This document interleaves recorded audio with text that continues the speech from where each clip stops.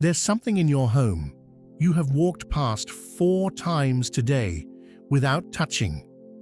You know exactly what it is. You didn't have to think about it. Your mind produced the image before I finished the sentence. A drawer, a stack of papers, a folder on your desktop, a message thread you keep leaving on read, a box you moved into this place and never opened. It has been sitting there long enough that it stopped registering as a task and started registering as furniture. Here's what I want you to sit with for a second. You are not disorganized. You are not lazy. You didn't fail some quiet test of adulthood.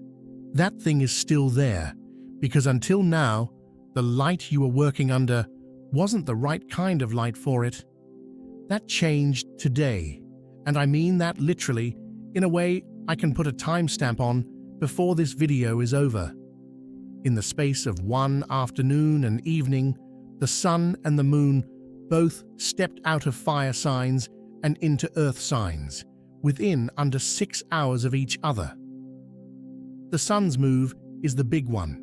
It ends Leo season and opens Virgo season. But the way it happened this year has a detail in it that I've rarely seen line up this cleanly, and that detail is the whole reason I'm telling you to spend today sorting through things alone rather than doing anything social, expansive, or performative. So here's what this video is, and what it isn't. It isn't a list of chores. It isn't a lecture about productivity. And it definitely isn't the kind of astrology video that tells you that your life is about to be transformed by forces you have no say in. I don't work that way, and honestly, that framing has never held up. What this is: a careful look at one genuine shift in the sky, an explanation of why it changes what your attention is good at right now, and then 7 specific places you can point that attention today so that the next few weeks feel less like wading and more like walking. By the end, you'll know which pile to start with. You'll know why doing it by yourself matters more than usual today. And you'll have a way of thinking about your own high standards that doesn't leave you feeling like you're never quite enough. Which, if you're the kind of person who watches videos like this one, is probably a familiar feeling. One more thing before we go in. Nothing here is a prediction about your life. I can tell you where the planets are, because that's measurable, and I checked it.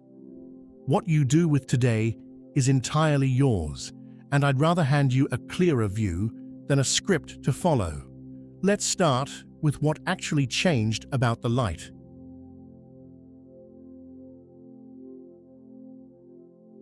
If you've ever used a microscope, school lab, work, a kid's toy, doesn't matter. You'll remember there are 2 focus knobs, not one. The big knob is coarse focus. You turn it, and the whole stage moves fast. You use it to find your sample. At that setting, you can see that something is there, a shape, a general density, enough to say, yes, that's the slide. That's roughly where the interesting part is.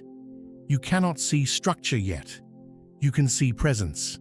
The small knob is fine focus. It barely moves anything. You turn it, and the image seems to hesitate, and then suddenly, what looked like a smudge becomes cells with walls and edges and a visible arrangement. Nothing on the slide changed. Nobody swapped the sample. The specimen was always exactly that detailed. Your instrument simply resolved it. That's the difference between the season that ended tonight and the season that just started. Leo season is coarse focus. It's the wide sweep, the big shape, the brightness, the here's the thing, and here's how it feels to be near it. That's not shallow. You genuinely cannot do fine work until coarse focus has found the sample. Every serious lab technician turns the big knob first, but coarse focus has a limit built into it, and the limit is this: at that setting, small differences look identical. A well-made thing and a nearly well-made thing look the same. A relationship that's working and a relationship that's being managed look the same. A plan and a wish look the same. Virgo season is the small knob. And here's the part almost nobody says out loud because it doesn't sound flattering.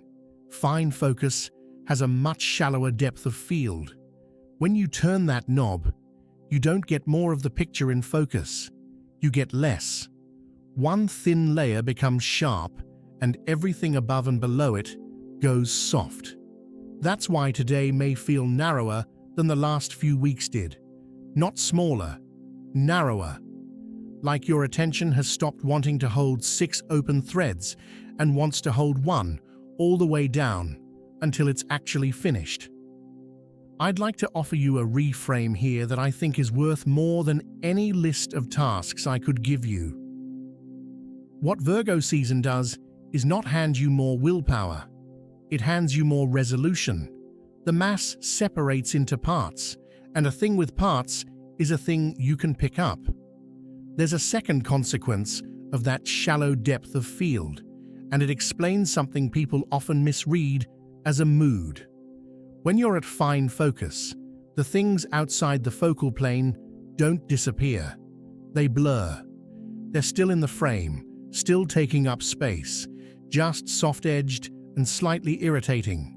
So it's common around now to feel a low hum of impatience with anything that isn't the one thing you're currently on. Interruptions land harder.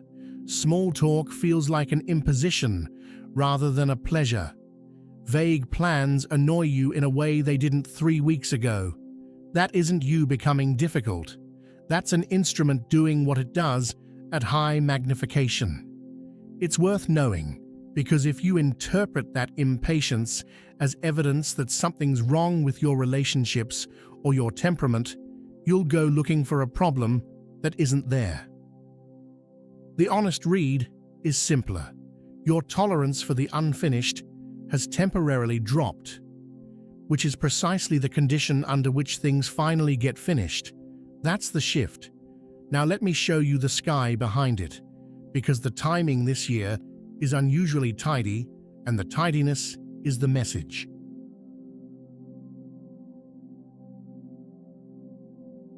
Let me lay out exactly what happened and then translate it. Late this afternoon, at 20:31 Universal Time, that's 4:31 in the afternoon on the US East Coast, the Moon and the Sun formed an exact trine. A trine is a 120-degree angle, and it's traditionally the easiest, most cooperative angle two bodies can make. It's the one that doesn't require effort from you. Things fit. Here's the detail I keep coming back to. At the moment, it was exact.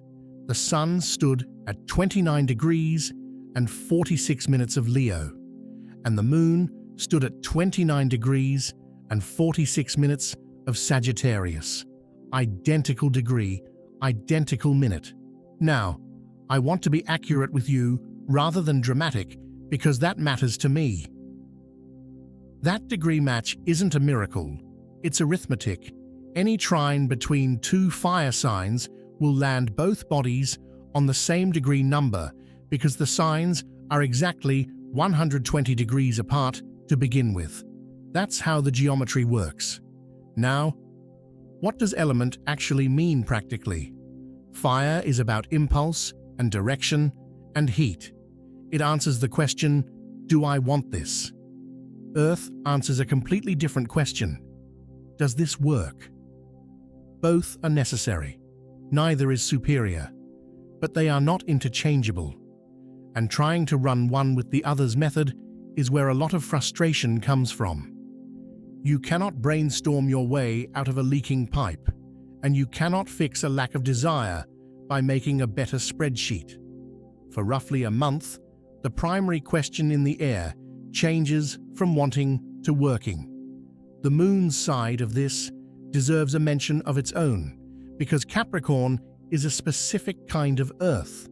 Virgo sorts, Capricorn weighs. Where the Virgo question is, Does this work? The Capricorn question is, will this still be standing in 5 years?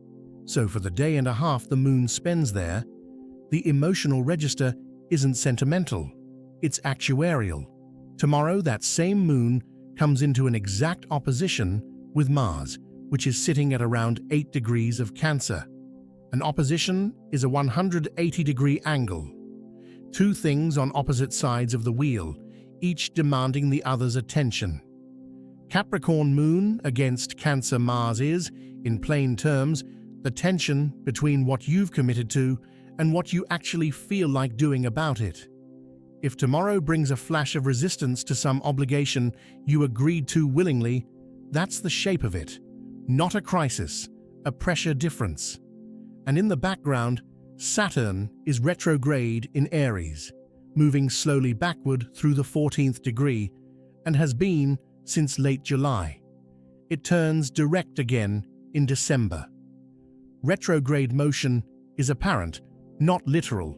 Saturn hasn't reversed anything, we're simply passing it, and it appears to slide backward against the stars, the same way a slower car seems to move backward when you overtake it. But astrologically, it tends to correspond to a re-examination rather than a new examination, which fits today rather neatly. Sorting is almost always a second look at something you already decided once.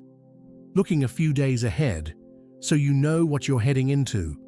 On the 27th, the Sun and Mercury meet at around 4 degrees of Virgo, and on the 28th, there's a full moon in Pisces. So this sorting window has a natural closing edge to it. A handful of days, not a month. That's part of why today is worth spending well. And one correction I want to make, because a lot of people get this wrong every year. The Sun leaving Leo does not empty Leo out. Jupiter is still sitting there at about 11 degrees of Leo and will be for a long while yet. Mercury is still in Leo too, at around 24 degrees, and doesn't cross into Virgo until the 25th. So the warmth, the generosity, the appetite for something bigger than your own routine, none of that got switched off tonight. The stage lighting changed. The cast didn't leave.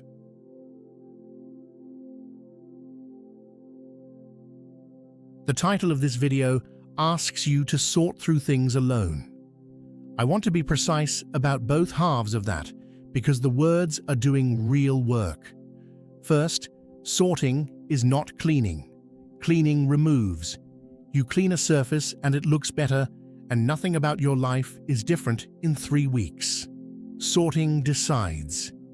When you sort, you pick up an object or an obligation or an old plan, and you make a ruling on it. This stays, this goes, this waits, and if it waits, until when? Cleaning is cosmetic, and it is genuinely satisfying, and I'm not going to pretend it isn't. But only one of these two changes what your next month contains. Almost everyone who says they're getting organized is cleaning. They rearrange the same undecided things into a neater configuration and feel better for 2 days. The pile isn't heavy because it's messy.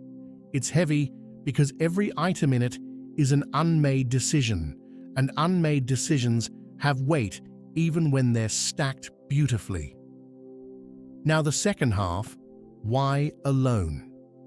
Here's something I've noticed, and I don't think it gets said enough.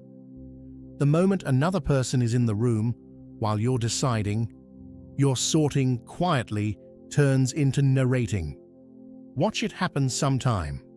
You pick up an old jacket, and instead of a clean internal ruling, you produce a sentence. I should probably keep this, I might need it. You didn't need that sentence. Nobody asked.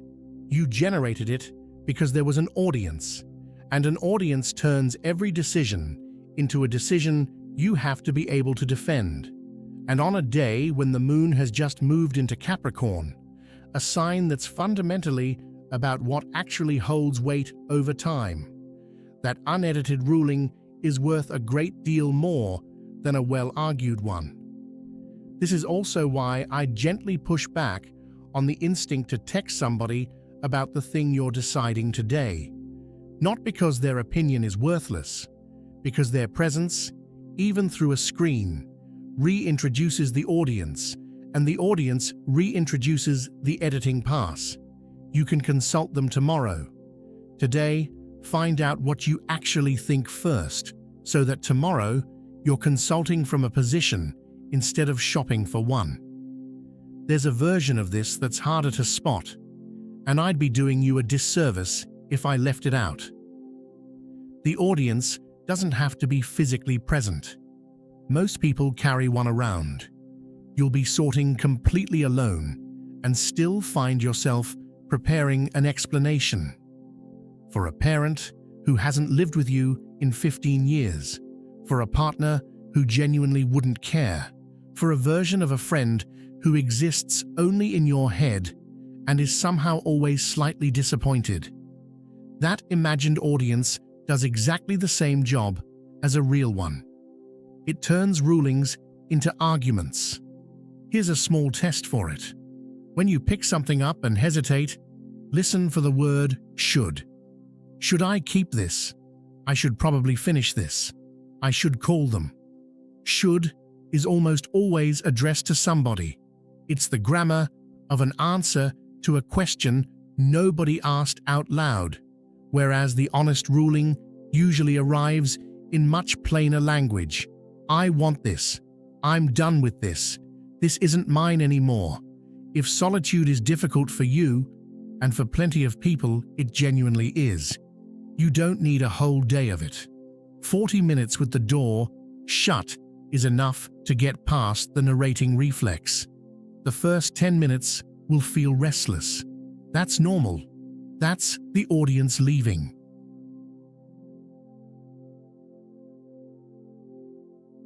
Back to the thing you walked past 4 times.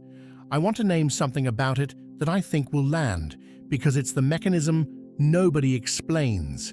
That pile is not a task you've been postponing. It's a decision wearing a task's clothing. Here's how to tell the difference. A real task you can start in under 10 seconds. Wash a dish. Send the form. Reply to the message. If you sit down and it doesn't start, that's almost never because the doing is hard.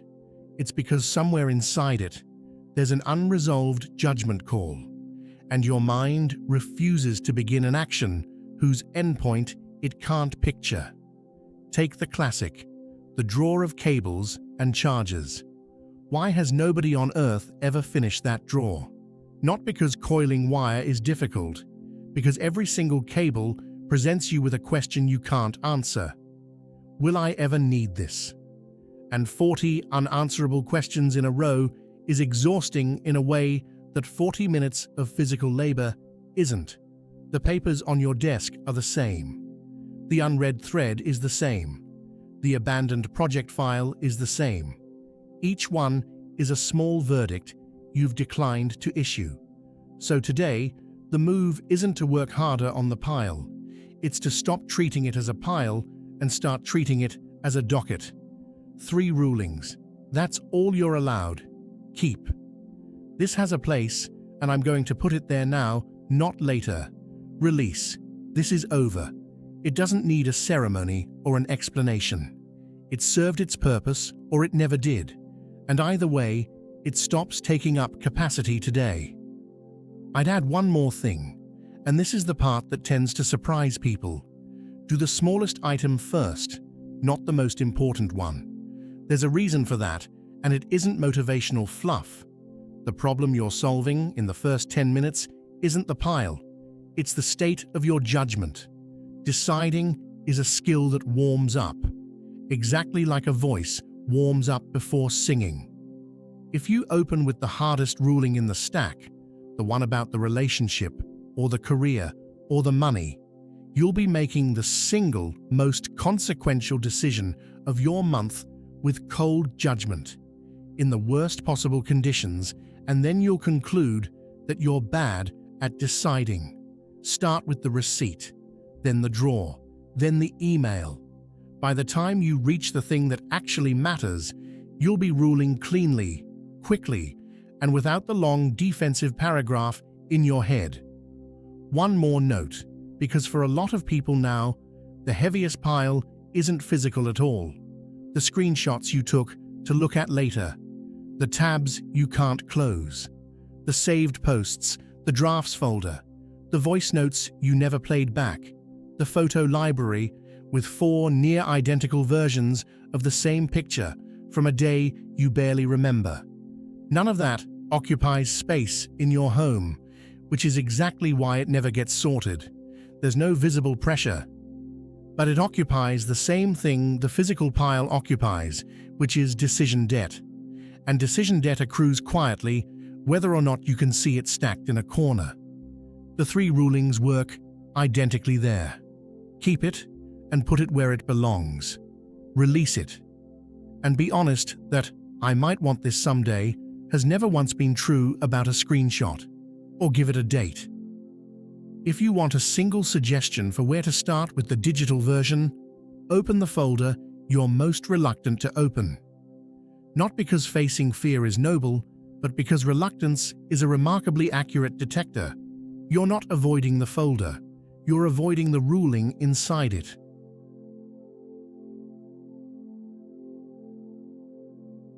There's a persistent misunderstanding about this part of the year, and it costs people a lot. Virgo gets described as being about perfectionism, and then everyone either braces for a month of self-criticism or dismisses the whole thing as fussiness.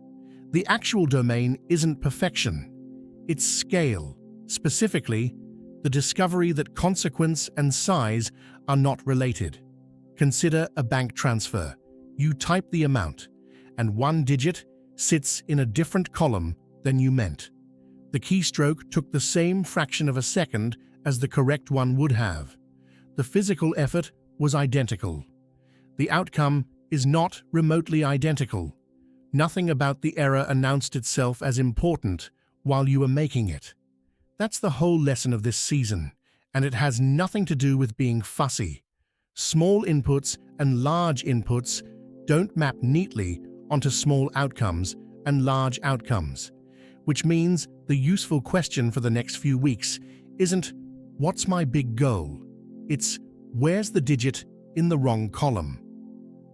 Some places that question tends to find something, the recurring thing you've stopped noticing, a payment going out every month for something you no longer use, a setting on your phone that's been quietly draining your evenings, a standing commitment you agreed to once in different circumstances and have never revisited because it never rises to the level of a problem. It just costs you a little every single week, the step you skip. In whatever your actual work is, paid or unpaid, there's a step you've quietly dropped because it felt optional. Proofreading before you send, stretching before you move, asking the clarifying question before you agree. You dropped it because skipping it cost nothing the first 8 times. It's the 9th time that gets expensive. The friction you've adapted to. This is my favorite one, because it's almost invisible. A door that sticks. A file you can never find. A route you take that's 4 minutes longer.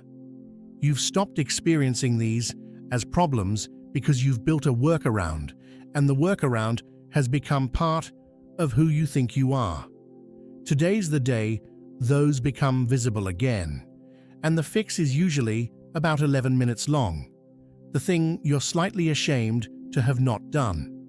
Not the big failure, the small one. The message you left for so long that answering it now feels awkward, so you keep not answering it, and every additional day makes it fractionally more awkward. That one compounds against you at a rate almost nobody accounts for, and the fix is roughly 1 sentence long, sent without an elaborate apology attached. The apology is what's been making it feel impossible. Drop the apology, and the task shrinks to nothing. Notice that none of these require a transformation. They require noticing, then one small correction. That's the honest offer of this season, and I think it's a much better one than the version where you become a new person by October.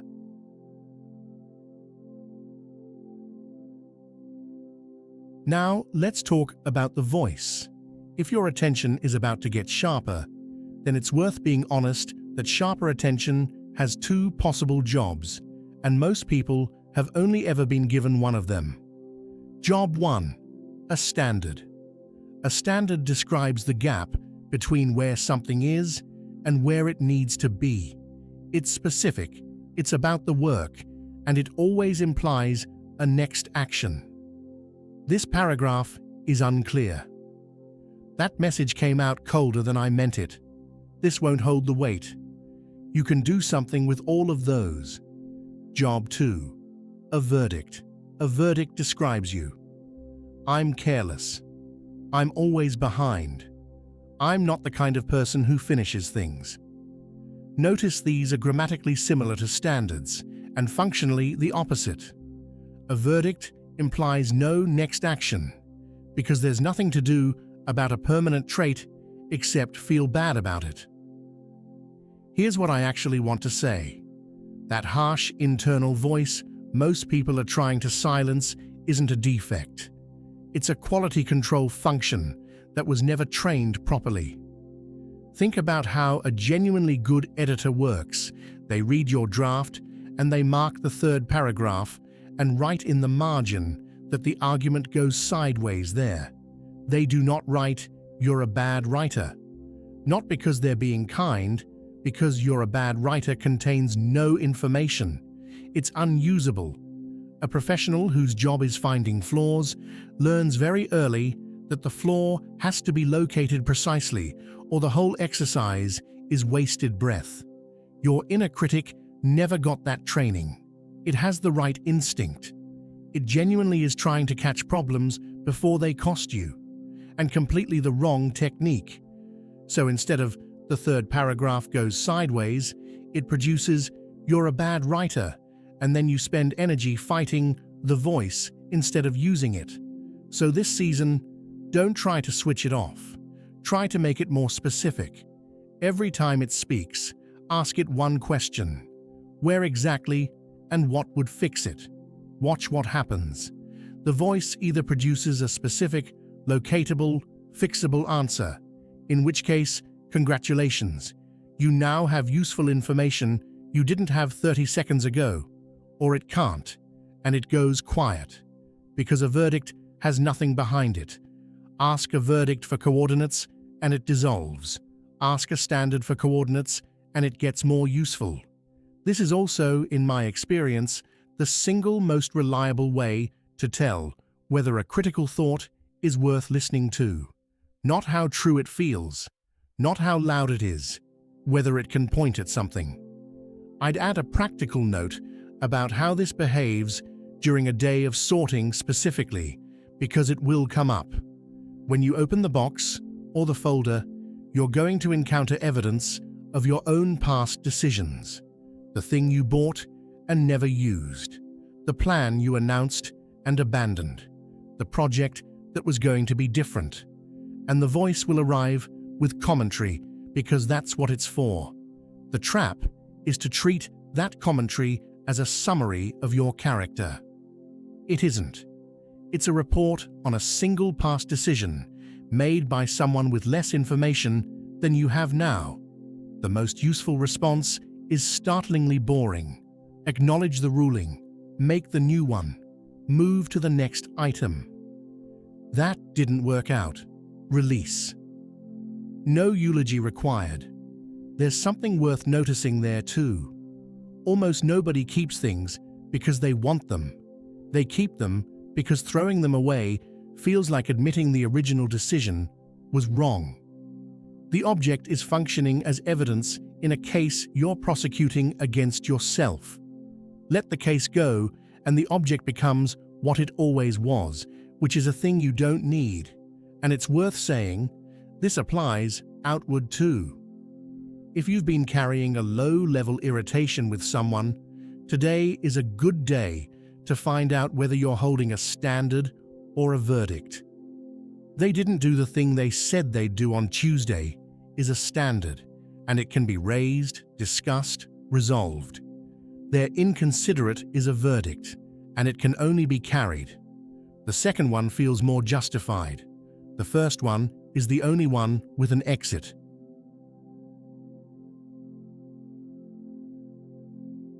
Let's bring it together. Both lights left fire and entered Earth within under 6 hours of each other this evening. The final trine of the season landed at 29 degrees and 46 minutes at the very doorway of both signs.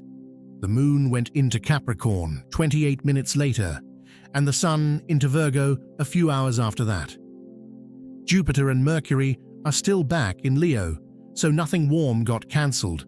The question in the air simply changed from what do I want to what actually works, and so the invitation for today is narrow on purpose, sought, alone, without an audience. Treat the pile as a docket rather than a chore. Rule 3 ways only: keep, release, or decide by an actual date.